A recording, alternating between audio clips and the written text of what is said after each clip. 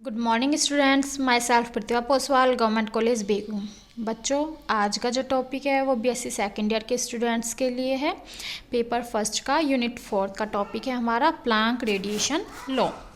तो हम इसमें देखेंगे, हमने जो ब्लैक बॉडी रेडिएशन पढ़ा था उस ब्लैक बॉडी रेडिएशन की कई सारी उसको समझाने के लिए प्लांक जो वीन थे वो भी असफल रहे थे, रैले जीन्स भी असफल रहे। तो फिर प्लांक आया, प्लांक ने अपनी थ्योरी दी थी और प्लांक ने अपना परिकल्पना दी थी, उसके आधार पर उन्होंने ब्लैक बॉडी रेडिएशन को समझाया था। तो हम देखते हैं किस प्रकार से प्लांक ने इसे समझाया था। तो इसके लिए देखेंगे हम प्लांक की क्वांटम परिकल्पना एवं प्लांक का विकिरण नियम, यानी कि Planck's quantum hypothesis and Planck's radiation law. तो प्लांक्स क्वांटम हाइपोथेसिस क्या थी? रैले जीन्स व वीन वितरण नियम कृष्णिका के ऊर्जा वितरण वक्र को पूर्ण तरंगदैर्ध्य प्रयास के लिए समझाने में क्या रहा? असफल रहा। मैंने अभी आपको बताया कि रैले जीन्स और वीन ने इसको ब्लैक बॉडी रेडिएशन को समझाने में क्या रहा? असफल रहा, क्योंकि रैले जीन्स तो हाई फ्रीक्वेंसी के लिए समझा सका और वीन इसको लो फ्रीक्वेंसी के लिए समझा सका, लेकिन दोनों ही इसको पूरी तरह से नहीं समझा सके। तो इसके लिए वो क्या रहे? असफल रहे। तो मैक्स प्लांक ने उपयुक्त दोनों नियमों को गणितीय विश्लेषण करके एक नया सिद्धांत दिया था, जिसे क्या कहा गया? क्वांटम सिद्धांत कहा गया। तो उन्होंने बताया था कि प्लांक के अनुसार विकिरण ऊर्जा का उत्सर्जन या अवशोषण कृष्णिका में उपस्थित विद्युत चुंबकीय दोलकों के द्वारा होता है। प्लांक ने कहा था कि जो विकिरण यानी रेडिएशन एनर्जी होती है, विकिरण ऊर्जा होती है, उनका उत्सर्जन या अवशोषण जो कृष्णिका होती है यानी ब्लैक बॉडी या कोई भी हमारी होती है, उसमें उपस्थित जो विद्युत चुंबकीय दोलक होते हैं उनके द्वारा होता है।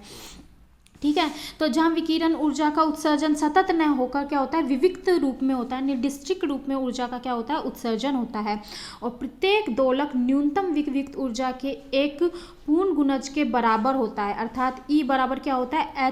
NH-, यानी कि जो एनर्जी वो रिलीज करते हैं, हम बोल सकते हैं उत्सर्जित करते हैं, वो होती है NH-, जहाँ पर N क्या होता है? 1 2 3 अप टू सो ऑन होता है, तथा H क्या है? यहाँ पर प्लांक कांस्टेंट है, जिसका मान होता है 6.62 × 10⁻³ जूल इंटू सेकेंड है। अब प्लांक दोलकों की सेकेंड माध्य ऊर्जा, average energy of Planck oscillator. तो प्लांक के अनुसार नियत ताप कैपिटल T पर विविक्त ऊर्जा मान NH- वाले दोलकों की संख्या क्या मानी गई थी उनके द्वारा? NN = AE⁻⁻NH/KT थी। तो यानी कि इसलिए NH ऊर्जा वाले दोलकों की कुल ऊर्जा क्या हो जाएगी? NH NN, यानी कि कृष्णिका में कुल ऊर्जा कितनी होगी? E बराबर ∑EN। हम EN की वैल्यू पुट करेंगे तो हो जाएगा =∑NH NN। तथा कृष्णिका में दोलकों की कुल संख्या क्या होगी? Capital N =∑NN। इसलिए दोलक की औसत ऊर्जा क्या हो जाएगी? दोलकों की कुल ऊर्जा अपॉन कुल संख्या। तो एवरेज वैल्यू ऑफ E = हो जाएगी NH NN अपॉन NN, यानी टोटल कुल संख्या। तो एवरेज वैल्यू ऑफ E = हो जाएगा NH NN की वैल्यू पुट करेंगे तो हो जाएगा EXP - NH अपॉन KT। ऐसे ही ∑NN की वैल्यू क्या हो जाएगी? EXP - NH upon KT।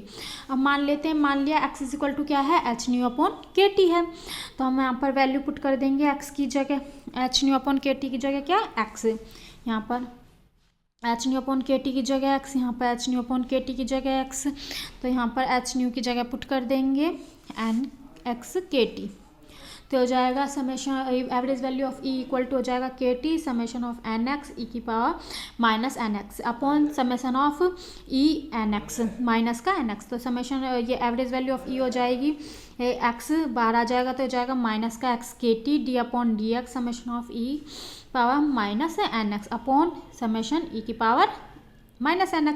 चूँकि E-NX = क्या होता है? इसका जब हम एक्सपोनेंशियल फॉर्म को खोलते हैं तो हमारे पास आता है 1 + e⁻⁻x + e⁻⁻2x + up to so on.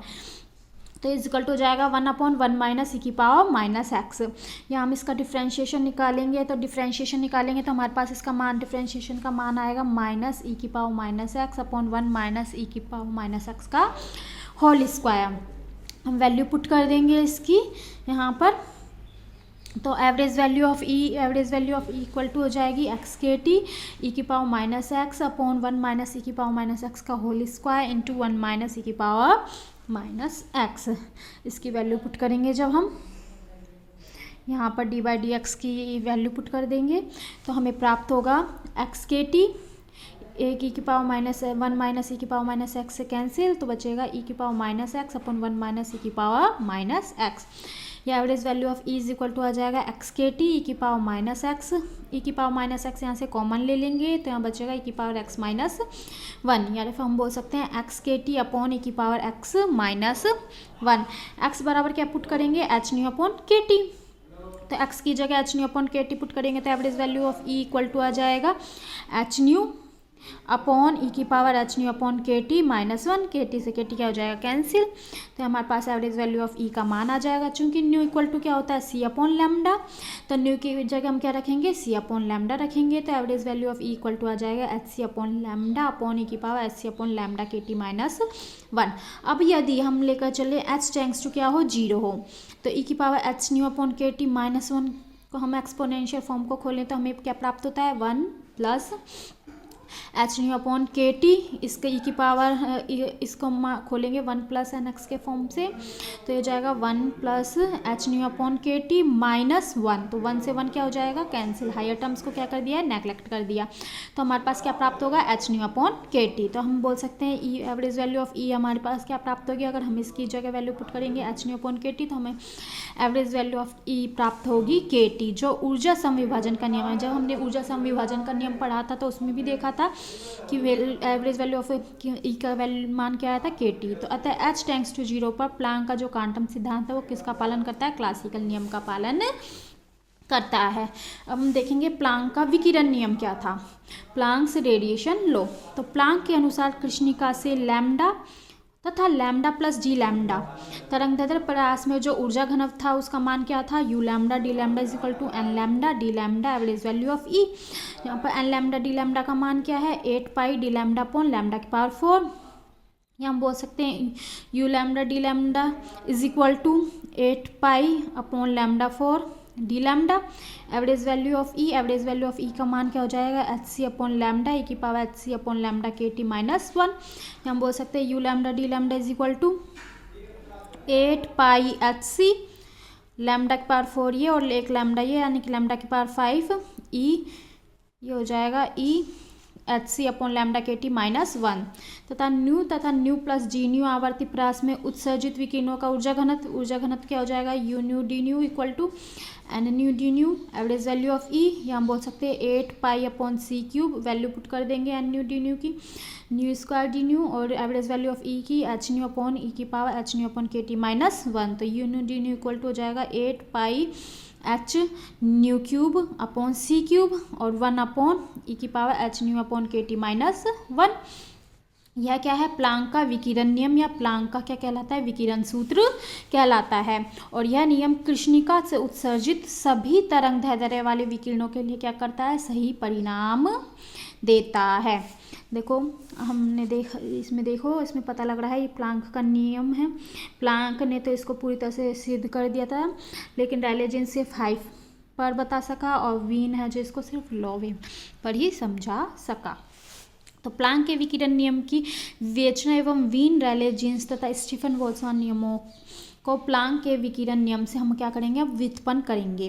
तो सबसे पहले हम देखते हैं लघु तरंगदैर्ध्य यानी कि लो वेवलेंथ वाले विकिरण के लिए, यानी कि अगर वेवलेंथ क्या है लो, तो यानी कि एच से अपॉन के टी का मान क्या होगा बहुत अधिक होगा, क्योंकि लैम्डा मान ने क्या लिया है लो लघु तरंगदैर्ध्य, तो ई की पावर एच से अपॉन के टी भी वेरी वेरी ग्रेटर देन क्या होगा 1। तो हम जानते हैं you lambda D lambda equal to क्या होता है 8 pi H C upon lambda की पावर 5 अपॉन 1 अपॉन ई की power H C upon lambda के टी डी लैम्डा।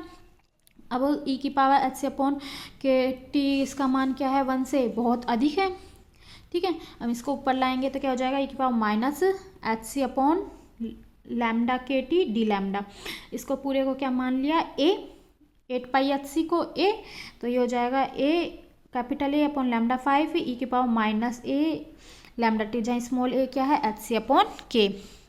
और यही हमारा क्या था, वीन का विकिरण नियम कहलाता है, यानी कि लघु तरंगदैर्ध्य पर प्लांक का वितरण नियम वीन के विकिरण नियम का पालन करता है लघु तरंगदैर्ध्य पर।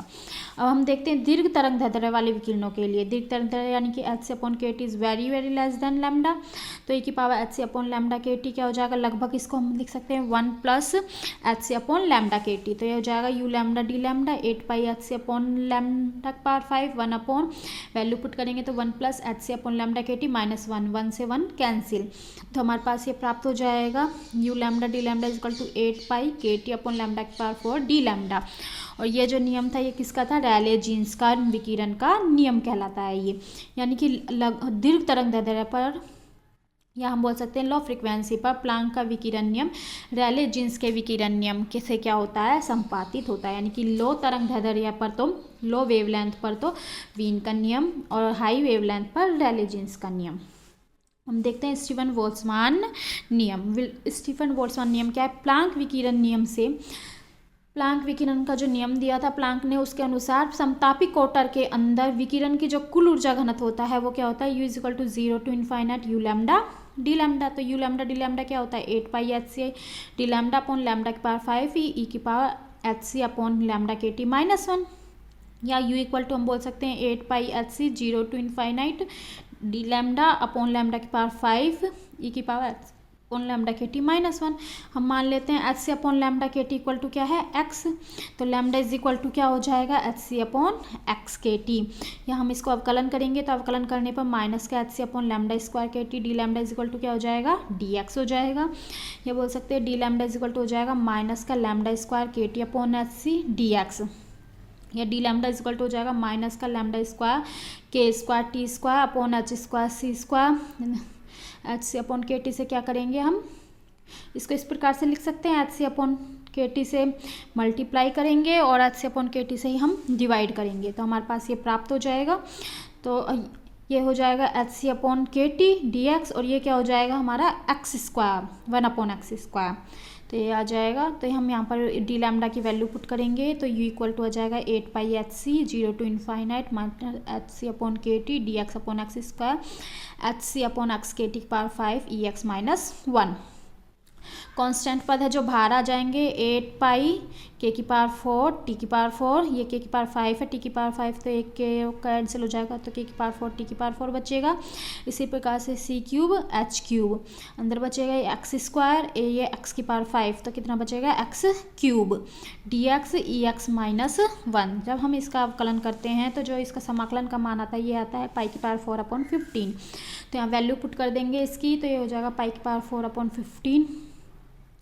तो ये जो है अचर पद में 8 π⁴ π⁵ k⁴ t⁴ 15 c³ h³।